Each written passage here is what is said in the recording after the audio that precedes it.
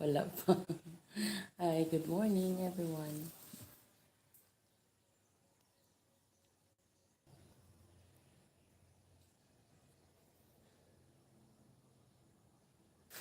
Ay, hi, good May morning. buntag sa atong Yes, tanan good ining morning kabuntagon nga sayo. everyone. Tuesday morning. Tuesday. So, second Sige. day of the face-to-face classes. Limited. Limited face-to-face classes. So, by next week, lahi na po ang batch. So, ato ang pulong sa Dios niya kabuntagon, makita sa Ay, tempa kay nato ikuan. Makita ang basahon sa Galatians sulat sa taga Galacia chapter 5. kapitulo 5 bersikulo 1 nga nagkanayon.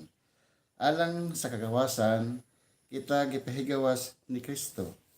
Busa kinahanglan managbarog kamo nga malig-on ug ayaw na kamo pagpasangon pag-usab sa yugo sa pagkaulipon.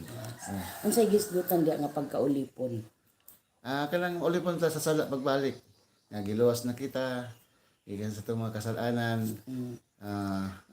Timely ni siya no kay next week is Holy Week na no. To ang isaulog ang pagtubos ni Jesus Christ sa ato ang mga sala. So katong wala pa ta giluwas na pa ta sa pagkaulipon or sa atong kinabuhi wala pa ta ni duol diha kang Kristo na pa ta sa pagkaulipon. Giulipon ta sa sala, giulipon ta sa mga dili maayong butang sa atong kinabuhi, bisyo ba karon o unsa man na naa sa atong kinabuhi. So tungod kay luwas naman kita sa Dios, gipahinumduman kita nga gipahigawas na kita ni Kristo gikan sa pagka dili maayo nga kinabuhi nato.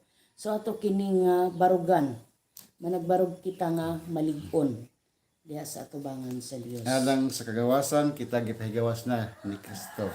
Mga igsoon, naamagad ang mga sala, mga pagpakasala sa kalibutan tungod sa mga principalities sa hangin, sa kadagat, sa palibot, ang mga nagpalibot gid ang mga espiritu sa mga lautan nga nagkalat sa yuta sa hangin o sa paman.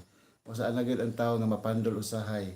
Kung mapandol man kita mga igsoon, alaman pagpakasala, mabangon kita, maitag pasaylo. Ug good yan na. Sometimes man ang tao tungod sa guilt, once nga makasala na siya, dili na siya mo bangon. Iyan na lang paundayon kung sa kabaw pa kung puslan man nga maglunang naging ngay ang tibok niya nga lawas. Lihok. Tungod kay ang iyang una-una is makasasala na po niya. Lahi man gud ang guilt ang muhari sa ato ang kinabuhi kay kanang dili ta maka kuan ba sa tawag murag di ta ka move on sa atong hinumduman nga tao lang ta makasala ta but dili na buot pasabot nga kung makasala ta ato na siyang ituloy-tuloy atong pagpakasala dapat ay chance nga moduol diha kang Kristo and May papasaylo. yes and sa diha nga iyatang pasaylohon magbarog ta nga malig-on bisag unsa pay mga tentasyon nga maabot sa atong Ug kinabuhi dili na ito balikan dili pa. na nato balikan ang mga butang nga nakabalutang nga dili Mangitngit. makapahimuot sa Dios. Aduna may mga panahon nga masipyat ta tungod sa ato ang ginaingon nga Pagkatahunon. tao lang ta. Masipyat ta apan lahi ang sipyat sa Tinuyuan. Yes.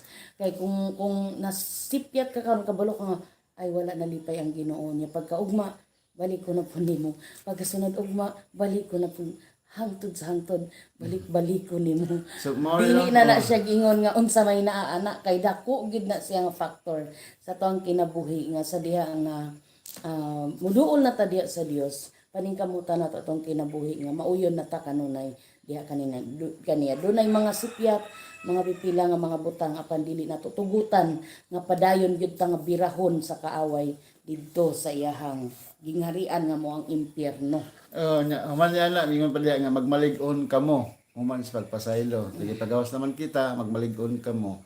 So, ang pagpalion kinato, muna ka na sa kinalang kabalutan mo timbang sa itong panahon din sa yuta. Dili lamang kita sa atong mga pagtrabaho, pagpaningkamot sa atong mga kamot, kundi labaw sa tanan, i-focus na to sa atong mga ministerial, spiritual aspect sa atong kinabuhi. Huwag na importante rin atong ministry diha sa Dios. Asa man kita sa pasilong, kinahanglan involve kita pagsimba, magasimba kita, matutog kita simbahan, kuyog ang pamilya, o kana pang kaning ang kainggit sa kasing-kasing, wala tala siya. Magpasalo kita sa matag usa magpasalo kay kita sa mga matag usa kay unay mausahay ato mga gawi o mga sinultian nga makapasakit sa kasing-kasing sa uban ato kanang may pasaylog ato nang bantayan nga dili na mapigkas pa sa atong kagalingon sa atong Pinaagi sa mga hilingan. pag-ampo. Kay ang kinahanglan atong mga pag-ampo matag adlaw aron nga mahimo kita nga lig-on gayud diha sa atubangan sa Dios. Kay kung sa ato lang kaugalingon nga pagkinabuhi dili gyud ta makahimo sa pagkinabuhi nga uyon sa kabuton sa Dios kung wala tay mga pag-ampo. Kaya ang pag-ampo mo na ang maga-shield sa ato sa batok sa tanang buhat sa kaaway. Bisan mag-ampo ta usahay murag madakin-as pa gyud ning ato ang mga baba no pero sa diha nga magmainam puon ta kanunay at least dili gyud siya sama sa ato ang kinabuhi kani adto no. Shout out Ma'am Lindsay, akong kauban sa inyong pataan. Kumusta Ma'am Lindsay? Ay ma'am, yung buntag diha sa imuha ma'am and may God bless you always ma'am. We miss you ma'am. And your family. Yes. So padayon tano sa atong hamubo nga mensahe nga kabuntagon. Giluwas kita, mga niluwas kita unya.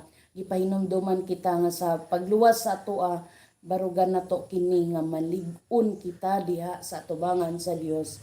And then kinahanglan nga dili na ta ingon diha dili na kamo pasangon usab sa yugo sa pagkaulipon. Ulipon sa sala ug pagkamasalaipon. Pagpaitan ning ulipon ta sa sala ba no. So sa atong pagkinabuhi nga Kristohanon ayo pag-iyon nga kana gani siya sige simba pero makasala man ay of course makasala pero ang importante nga atong relasyon diha sa Ginoo gina-renew nato kanunay kay wala may tao nga perpekto samtang naa pa ta sa kalibutan makakumit ta og salaapan. It doesn't mean nga wala na tay chance nga moduol diha sa Ginoo no. Sige mga igsoon, kanila mga mubo nga mensahe sa Ginoo ini kabuntagon nga sayo.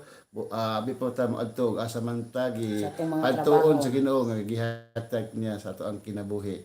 So this is for this moment the Bible verse na atong gitat kining kabuntagon gikuha sa Galacia Chapter 5, kapitulo 5 bersikulo 1. Dalaygon ang Dios sa atong mga kinabuhi. This is Ray and Grace Antonio. Antonio. Thank you so much Thank you and for God watching. bless everyone. Good Good morning. morning.